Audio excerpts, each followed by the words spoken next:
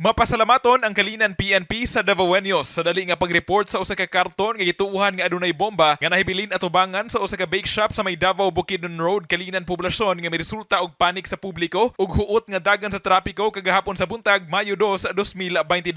Sa interview sa DXDC RMN Davao kang Police Major Jack Leon Tilcag, ang station commander sa kalinan PNP, gibutyag niini nga gilayong girespondihan sa Davao City Police Office kun DCPO Explosive Ordnance Disposal ug sa Task Force Davao ang lugar o gipacheck sa bomb sniffing dog ang unattended baggage. Nasuta nga mga sipi sa saging ang sulod sa karton na butang nga gipasalamat sa kalinan PNP ang pag-report galayon sa otoridad sa maong kadudahang butang.